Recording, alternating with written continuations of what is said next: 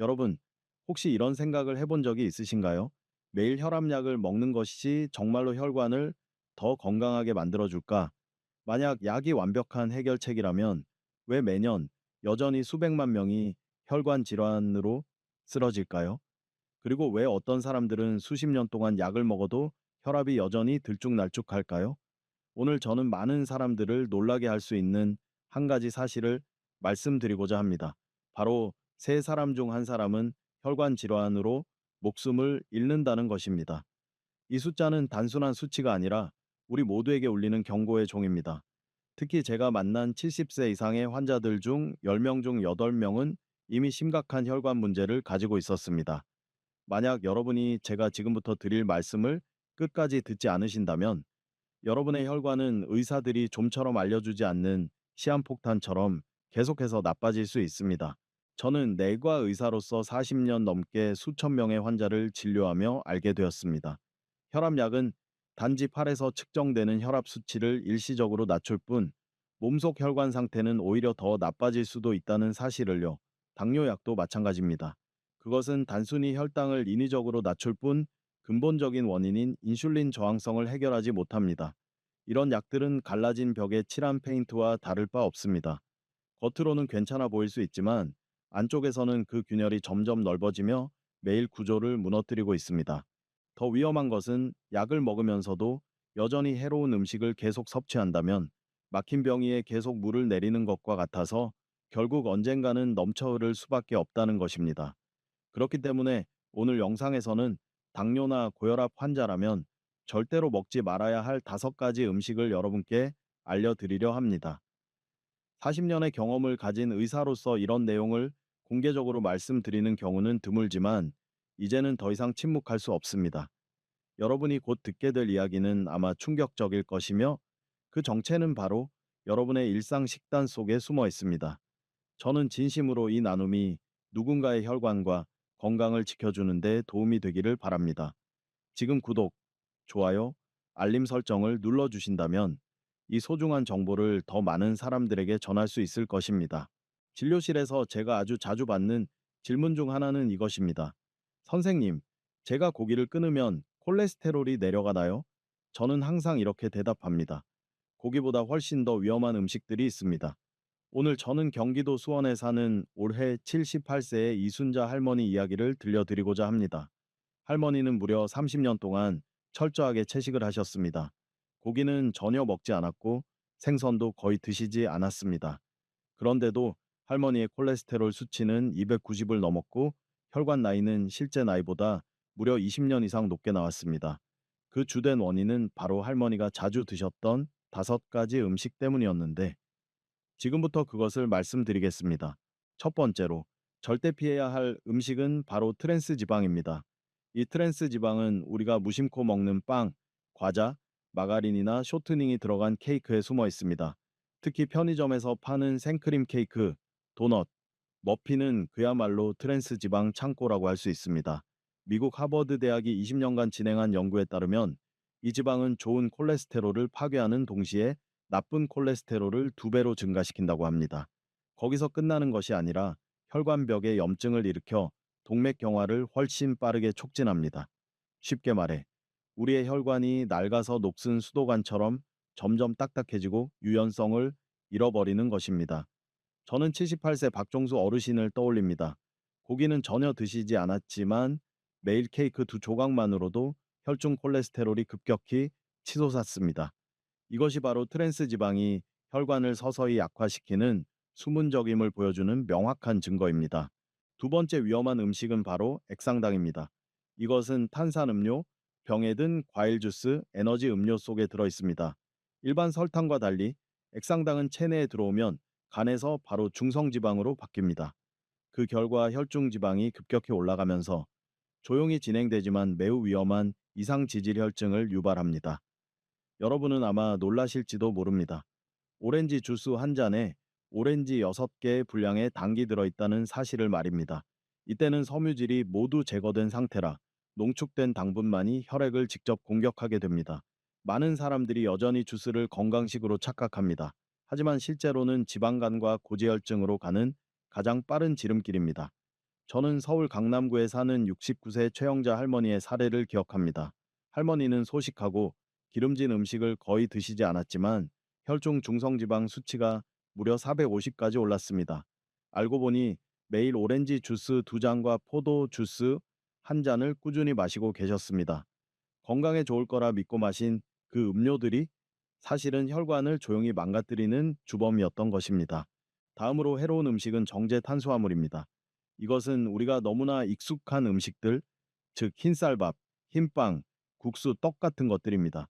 문제는 이런 탄수화물이 체내에 들어오면 빠르게 당으로 분해되어 혈당을 단시간에 급격히 올린다는 것입니다. 사용되지 못한 여분의 당은 즉시간에서 지방으로 바뀌어 혈액과 간에 쌓입니다. 네덜란드에서 15년 동안 진행된 연구에 따르면 정제 탄수화물을 많이 먹는 사람들은 평균보다 혈중 중성지방 수치가 30%나 높다고 합니다. 저는 인천 부평구에 사는 71세 김순심 할머니를 만난 적이 있습니다. 할머니는 떡 한 접시와 빵 몇 조각을 매일 드시는 습관 때문에 혈중 중성지방 수치가 400을 넘어서 결국 응급실에 실려가야 했습니다. 이것이 바로 정제 탄수화물이 비록 익숙하고 맛있게 느껴질지라도 우리의 혈관을 은밀하게 파괴하는 명백한 증거입니다. 다음으로 그리고 가장 해로운 음식 중 하나는 가공육입니다. 햄, 소시지, 베이컨, 스팸 같은 이름들은 많은 가정에서 패스트푸드 식단 속에 익숙하게 자리 잡고 있습니다.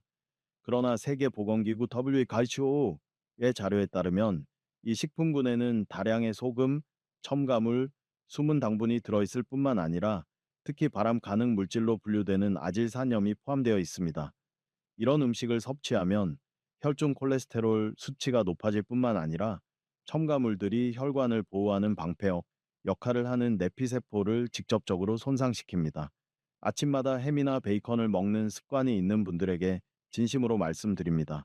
그것은 마치 매일 자신의 혈관을 망치로 한 번씩 내려치는 것과 다름없습니다. 시간이 지나면 동맥경화가 가속화되고 뇌졸중과 심근경색의 위험은 그 어느 때보다도 가까워집니다.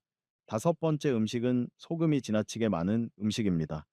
우리 한국인은 오래전부터 김치, 된장국, 짠 장아찌 같은 음식을 즐겨왔습니다. 하지만 일상적으로 섭취하는 높은 염분은 혈관의 숨은 살인자입니다. 소금이 체내에 들어오면 체액을 잡아두어 혈관 내 압력이 높아집니다. 시간이 흐르면 혈관 벽이 두꺼워지고 딱딱해지며 혈압은 통제할 수 없을 만큼 상승합니다. 일본의 한 연구에서는 염분을 많이 섭취하는 사람들이 일반인보다 뇌졸중 위험이 무려 60% 높다고 밝혔습니다. 저는 부산에 사는 75세 한승우 어르신을 만난 적이 있습니다. 그는 술도 담배도 하지 않았지만 매일 김치와 짱국을 먹는 습관 때문에 혈압이 항상 170, 100이었습니다. 평생 이렇게 먹어왔습니다. 라고 말씀하셨지만 그 습관이 결국 혈관을 마치 압력에 눌려 금방이라도 터질 것 같은 낡은 수도관으로 만들어버린 것이었습니다. 또 하나 매우 위험한 음식은 기름진 붉은 고기입니다. 기름기가 많은 소고기, 삼겹살 그리고 많은 사람들이 좋아하는 기름진 한국식 구이는 사실상 혈관의 파괴자입니다. 기름진 붉은 고기에는 포화지방이 다량 들어 있습니다. 이 지방이 쌓이면 혈중 나쁜 콜레스테롤이 크게 늘어나고 동시에 동맥벽에 플라크가 형성됩니다. 이 플라크는 점점 두꺼워져 혈류를 방해하고 심장은 더 강하게 일해야 하며 결국 심근경색이나 뇌졸중의 위험이 커집니다. 저는 대구에 사는 68세 오미경 할머니를 기억합니다. 원래 건강했던 분이었지만 수년간 일주일에 3번 삼겹살을 구워 먹은 결과 협심증으로 병원에 입원하게 되었습니다. 혈관 조영술 검사에서는 관상동맥이 10% 이상 막혀 있는 것으로 나타났습니다. 이는 기름진 붉은 고기가 아무리 맛있더라도 그 대가로 혈관과 심장이 심각하게 손상된다는 사실을 보여줍니다. 여러분, 이번에는 고혈압 환자분들이 특히 주의해야 할 위험 요소들에 대해 말씀드리고자 합니다. 저는 대전 유성구에 사는 70세 박수남 어르신의 사례를 아직도 뚜렷이 기억합니다. 어르신은 20년 동안 꾸준히 혈압약을 드셨지만 혈압은 여전히 들쭉날쭉했습니다. 어느 날 아침 혈압이 195까지 치솟아 응급실로 실려가야 했습니다. 그때 어르신께서 하신 말씀이 제 마음에 오래 남았습니다. 선생님, 저는 정말 짜게 먹지 않는데 왜 혈압이 안정되지 않을까요? 자세히 알아보니 어르신은 일주일에 한두 번 라면을 드셨고 특히 국물은 꼭 남김없이 다 마셨습니다. 아까워서 한 방울도 안 남깁니다. 라고 하셨는데 바로 그것이 심각한 문제가 되고 있었습니다. 많은 분들이 고혈압하면 소금만 떠올리지만 실제 주범은 가공식품입니다. 그 중에서도 라면과 인스턴트 식품이 대표적입니다. 일본에서 12년간 진행된 연구에 따르면 라면 한 봉지에는 하루 권장 나트륨 섭취량의 무려 80%가 들어 있습니다. 게다가 라면에는 MSG, 이노신산 나트륨 같은 화학 조미료가 들어 있는데 이것들은 혈관을 수축시킬 뿐 아니라 신장에도 부담을 주어 혈압을 끌어올립니다. 박수남 어르신처럼 국물까지 다 마시면 섭취한 나트륨 양은 권장치의 2배를 훌쩍 넘습니다. 또 다른 연구에서는 라면 한 끼만으로도 혈압이 평균 15mg 상승할 수 있다고 밝혔습니다. 이런 상승은 혈압약의 효과를 사실상 완전히 무력화시켜 치료를 무의미하게 만듭니다. 다음으로 강조하고 싶은 위험 요소는 술입니다. 아마도 적당한 음주는 혈관에 좋다는 말을 들어보신 적 있을 겁니다. 그러나 이는 특히 고혈압 환자에게 아주 위험한 오해입니다. 프랑스에서 20년간 진행된 대규모 연구에 따르면 술은 일시적으로 혈관을 확장시켜 혈압이 낮아진 듯 보이지만 불과 3반 4시간 후 혈압이 반대로 치솟습니다. 이것을 리바운드 효과라고 합니다. 게다가 술은 숙면을 방해하여 밤에 몸이 혈압을 자연스럽게 조절하지 못하게 만듭니다. 잠을 깊이 못 자면 스트레스 호르몬이 올라가고 혈압은 다시 상승합니다. 이런 악순환 때문에 술을 마시는 사람들은 약을 꾸준히 복용해도 혈압을 제대로 조절하기 어렵습니다. 그러나 박수남 어르신이 라면, 가공식품, 술을 완전히 끊자 혈압은 195에서 135로 단 3개월 만에 안정적으로 내려갔습니다. 혈압약 복용량도 제 절반으로 줄었지요. 어르신은 감격스러워하며 말씀하셨습니다. 이런 얘기를 진작 들었다면 20년 세월을 헛되이 보내지 않았을 텐데요. 소금, 라면, 술 외에도 많은 분들이 간과하는 또 하나의 위험 요소는 바로 가공 건강식품입니다. 이름만 들으면 안전하고 몸에 좋을 것 같지만 실제로 시리얼, 그래놀라, 이오더, 에너지바, 프로틴바 같은 제품에는 설탕과 시럽이 가득 들어 있습니다. 우유와 함께 먹으면 시리얼의 당분에 우유 속 유당이 더해져 혈당이 순식간에 폭발적으로 치솟습니다. 저는 울산 남구에 사는 68세 박미자 할머니를 기억합니다. 건강식이라고 믿고 매일 아침 그래놀라를 드셨는데 그 결과 HbA1c 수치가 무려 7.8까지 올라가 위험한 수준에 도달했습니다. 그리고 또 하나 우리가 흔히 쓰는 양념과 소스들도 조심해야 합니다. 케첩, 마요네즈, 바비큐 소스, 테리야키 소스 등이 그렇습니다. 놀라운 것은 치킨에 케첩 2큰술만 발라도 설탕 한 티스푼과 맞먹는 당분이 들어있다는 사실입니다. 이런 달콤한 소스들은 혈당을 높이는 숨은 원인이지만 많은 사람들이 그냥 곁들이는 양념일 뿐이라며 간과하고 있습니다. 마지막으로 말씀드릴 것은 제로 칼로리라 광고되는 인공 감미료입니다. 그러나 이스라엘에서 진행된 연구에 따르면 칼로리가 없는 인공 감미료조차 장내 미생물 균형을 깨뜨리고 인슐린 저항성을 높일 수 있습니다.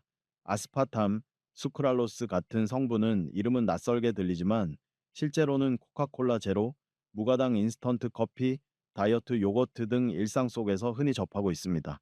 라벨에는 다이어트나 제로라고 쓰여 있어도 몸속에서는 혈당 조절을 훨씬 더 어렵게 만드는 주범이 됩니다. 여러분, 수십 년 동안 수천 명의 환자를 진료하면서 제가 깨달은 부정할 수 없는 진실이 있습니다. 바로 무엇을 먹느냐보다 어떻게 먹느냐가 더 중요하며 그것이 곧 생명을 좌우한다는 사실입니다. 저는 인천 서구에 사는 71세 정현호 어르신의 사례를 말씀드리고자 합니다. 어르신은 고혈압, 당뇨, 고지혈증 3가지 질환을 동시에 앓고 있었습니다. 약을 빠짐없이 복용하고 음식도 절제했지만 건강은 점점 나빠졌습니다. 그러나 어르신의 일상적인 식습관을 자세히 살펴보니 그 속에 숨어 있는 여러 중요한 원인들이 있었습니다. 첫 번째 잘못된 습관은 야식입니다. 어르신은 밤 9시 이후에도 자주 간식을 드셨는데 과일 조금이나 견과류 몇 알 정도였습니다. 겉보기에 해롭지 않아 보이지만 사실 큰 문제였습니다. 스탠퍼드 대학에서 10년간 진행된 연구에 따르면 늦은 저녁 식사는 인슐린 민감성을 30%나 떨어뜨리고 수면 중 혈압을 평균 10ml 다속여 올릴 수 있다고 밝혔습니다. 늦게 먹으면 교감신경이 소화를 돕기 위해 계속 활동하게 되고 깊은 잠에 들기 어려워집니다. 불면은 스트레스 호르몬인 코르티솔을 높이고 결국 혈당과 혈압이 함께 치솟으며 빠져나오기 힘든 악순환이 만들어집니다. 두 번째 문제는 너무 빨리 먹는 습관입니다. 정현호 어르신은 늘 식사를 서두르며 한 끼를 10분 만에 끝내곤 했습니다. 그러나 일본에서 8년간 진행된 연구는 빨리 먹는 습관이 포만감을 느끼기 전에 과식을 하게 만들어 혈당을 급격히 올리고 소화기관에 큰 부담을 준다고 밝혔습니다. 이로 인해 혈압 또한 상승합니다. 반대로 천천히 충분히 씹어 먹으면 혈당 상승 폭을 최대 30% 줄일 수 있습니다. 세 번째 문제는 물을 너무 적게 마시는 것입니다. 많은 노인분들이 갈증을 잘 느끼지 못하고 화장실 가기를 꺼려서 물을 제한하는 경우가 있습니다.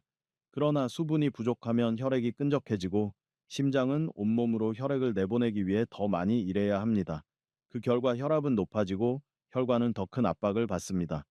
독일의 한 연구에 따르면 하루 1.5리터의 물을 여러 번 나누어 꾸준히 마시는 것만으로도 혈압을 5mmHg 극 낮출 수 있습니다. 네 번째 문제는 스트레스성 폭식입니다. 불안하거나 속상할 때 우리는 종종 달콤한 케이크나 자극적인 음식을 찾게 됩니다. 하지만 이런 감정적 식사는 혈당과 혈압을 동시에 끌어올립니다. 정현호 어르신 역시 마음이 불안할 때 과자나 빵을 찾는 습관이 있었습니다. 이런 상황에서는 음식을 찾기보다 깊게 호흡을 하고 천천히 물 한 잔을 마시는 것이 훨씬 더 도움이 됩니다.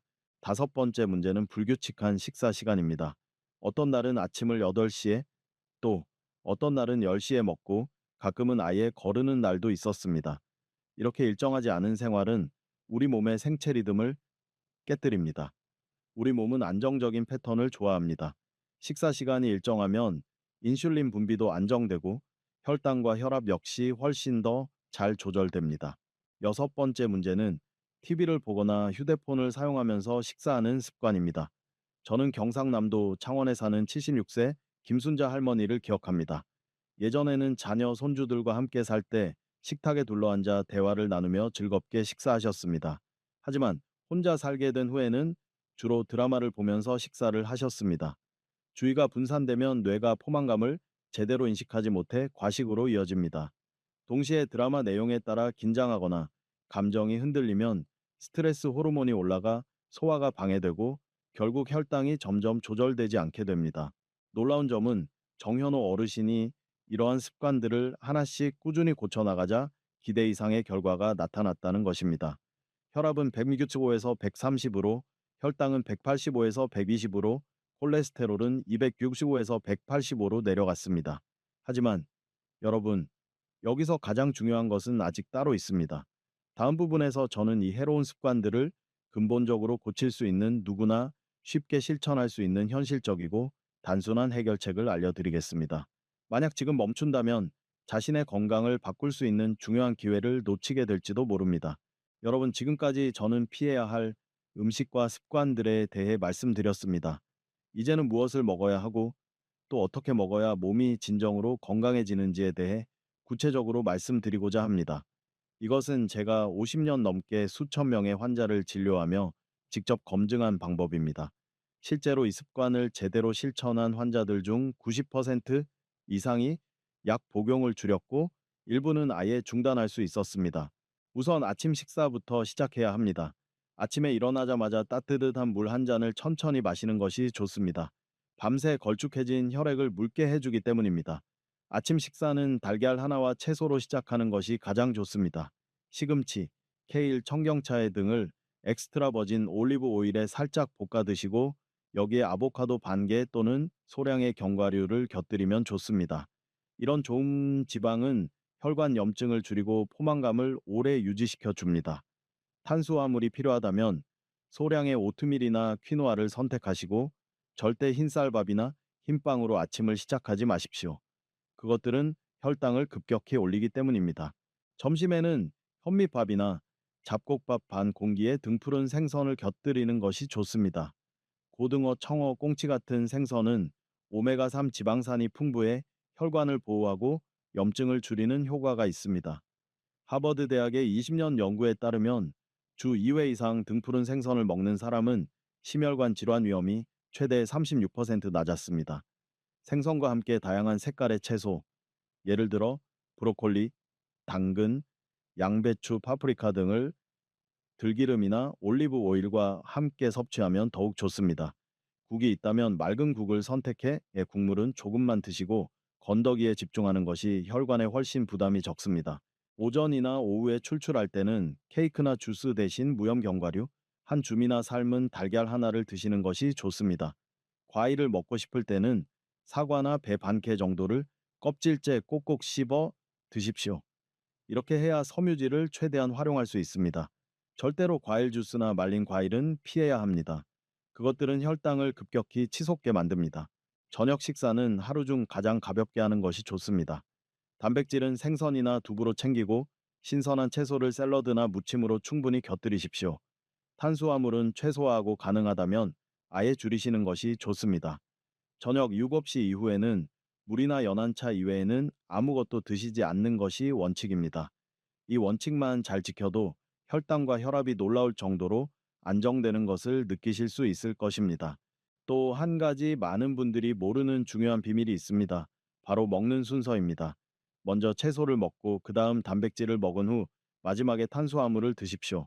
일본에서 진행된 한 연구에 따르면 이 순서만 바꿔도 혈당 상승 폭이 최대 수십 퍼센트까지 줄어든다고 합니다. 식사할 때는 한 입마다 최소 30번 이상 천천히 꼭꼭 씹고 매번 젓가락을 내려놓는 습관을 들이는 것이 좋습니다. 또한 하루 1.5리터의 물을 충분히 마셔야 하지만 마시는 타이밍이 중요합니다. 식사 30분 전에 물을 마시고 식사 후에는 최소 1시간이 지난 뒤에 마시는 것이 좋습니다. 식사 도중에는 너무 많이 마시지 않아야 소화가 잘 됩니다. 저는 경기도 성남에 사는 79세 강민호 어르신의 사례를 나누고 싶습니다. 어르신은 이 식단을 3개월 동안 실천한 후 혈압약을 절반으로 줄일 수 있었고 당뇨약은 완전히 끊을 수 있었습니다. 어르신은 환하게 웃으며 이렇게 말씀하셨습니다. 선생님, 이렇게 먹으니 몸이 가볍고 건강해지면서 젊어진 기분입니다. 진작 알았더라면 얼마나 좋았을까요? 여러분, 단 3개월만 이 식단을 꾸준히 실천해 보십시오. 몸속에서 분명한 변화를 느끼실 수 있을 것입니다. 약에만 의존하지 마시고 음식 자체를 통해 우리 몸의 자가 치유 능력을 깨워보시기 바랍니다. 여러분, 건강한 식습관뿐만 아니라 운동과 생활 습관의 조절도 매우 중요한 역할을 합니다. 저는 그동안 많은 환자들을 만나왔는데 단지 약을 먹고 식이요법만 지키면 충분하다고 생각하는 경우가 많았습니다. 그러나 실제로 우리 몸은 그것만으로는 부족합니다. 혈관은 마치 도로와 같아서 꾸준한 순환이 이루어지지 않으면 점점 좁아지고 막히기 쉬워집니다. 단순한 운동 습관 몇 가지만으로도 혈관 건강을 개선하고 혈압과 혈당을 약보다 더 효과적으로 안정시킬 수 있습니다.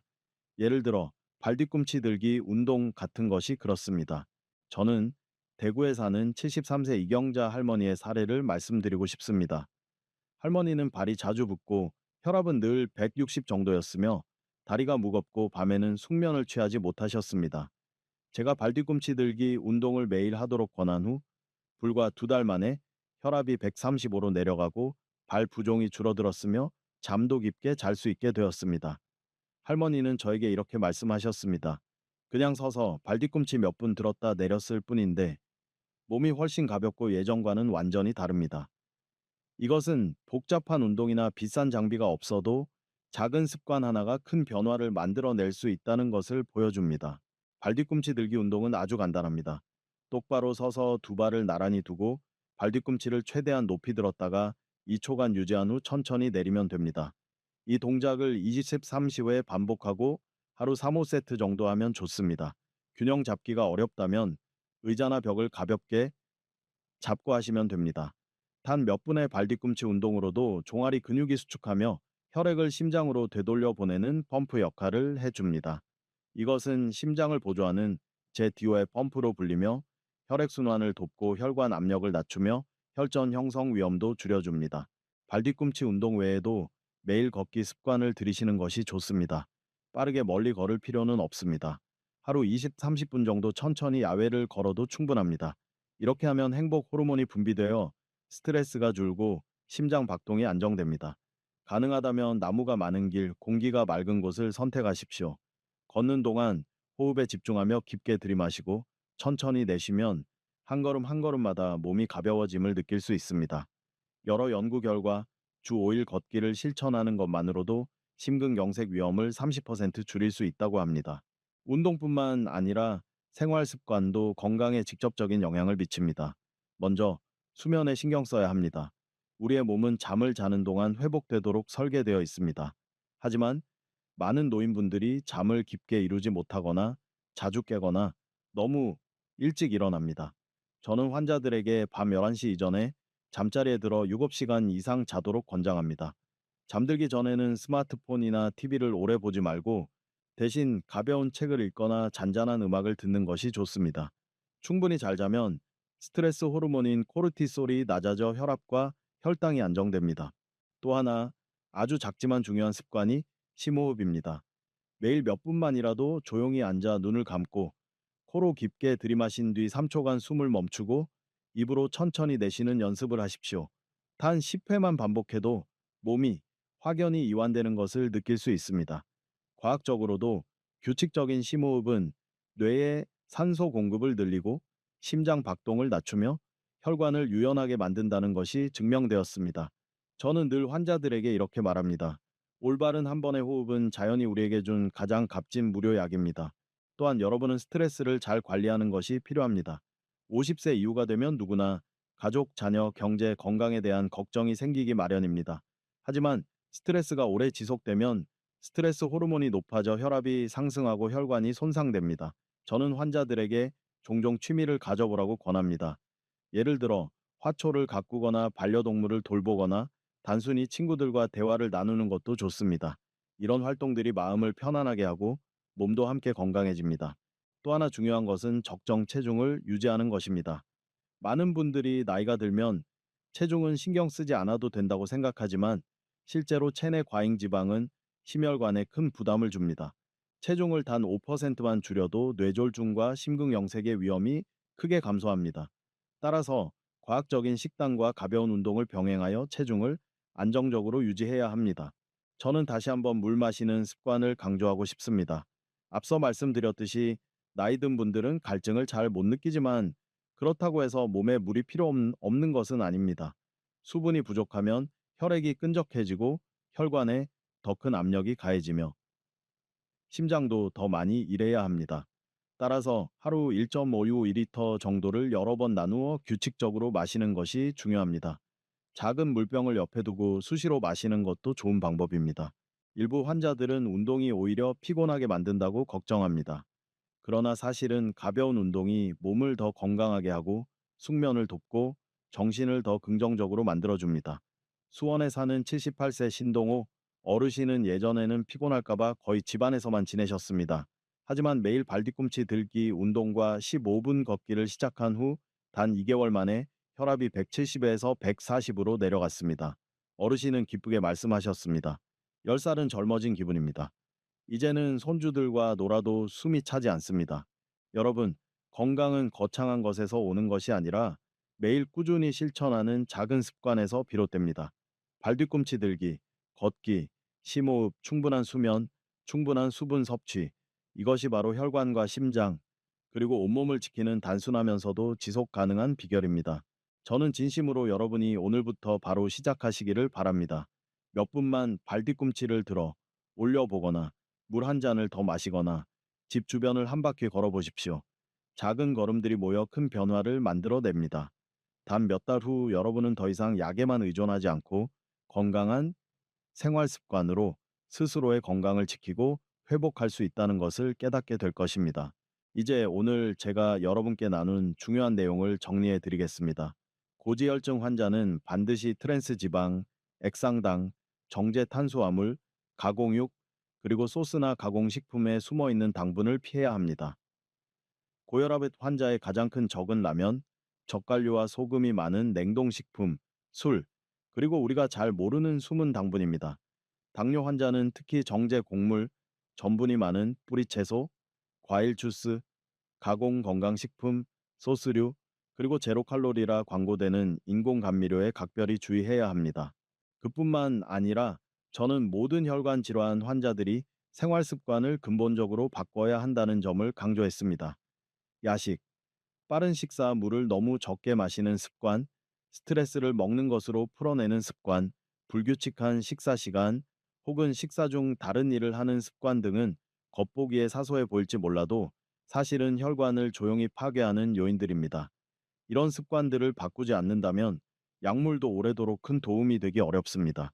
과거의 생활을 그대로 유지하기보다는 단순하지만 효과적인 방법으로 몸을 돌보시길 권합니다. 신선한 채소를 많이 드시고 오메가3가 풍부한 바다 생선, 견과류와 올리브유 같은 좋은 기름을 섭취하며 매일 충분한 양의 물을 마시고 무엇보다도 먹는 순서와 속도를 유의하는 것입니다. 먼저 채소를 먹고 그 다음 단백질을 마지막으로 탄수화물을 드시고 음식을 천천히 꼭꼭 씹으며 배부름을 느낄 때 멈출 줄 아는 것, 그리고 휴식과 가벼운 운동, 충분한 수면을 병행할 때 우리 몸은 스스로 회복 과정을 시작하게 되어 약에만 의존하지 않아도 됩니다. 소중한 점은 우리 몸이 스스로 치유할 수 있는 힘을 가지고 있다는 사실입니다. 올바르게 먹고, 올바르게 마시고, 올바르게 호흡하며 꾸준히 움직일 때 혈관은 더 유연해지고 심장은 더 강해지며 혈압은 더 안정됩니다. 저는 수천 명의 환자들이 작은 변화만으로도 삶을 바꿔낸 것을 직접 보아왔습니다. 그리고 여러분 역시 자신과 가족을 위해 충분히 그렇게 할 수 있다고 믿습니다. 기억하십시오. 변화를 시작하기에 결코 늦지 않습니다. 50세든 60세든 심지어 80세든 오늘부터 시작하기만 하면 됩니다. 그러면 몸은 점차 긍정적인 신호로 응답할 것입니다. 혈압은 안정되고 혈당은 내려가며 수면은 깊어지고 마음은 더 가볍고 편안해질 것입니다. 저는 이 영상에서 나눈 이야기들이 단순히 지식 전달에 그치지 않고 여러분이 지금 당장 행동으로 옮길 수 있는 동기가 되기를 진심으로 바랍니다.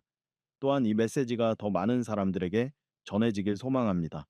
그러니 영상을 좋아요 눌러주시고 댓글로 느낀 점이나 궁금한 점을 남겨주시며 구독과 알림 설정도 잊지 말아 주십시오. 그것은 여러분이 앞으로도 유익한 정보를 받아보는 데 도움이 될 뿐 아니라 저희가 더 많은 분들과 함께 건강을 되찾는 여정에 동행할 수 있는 기회가 되기 때문입니다.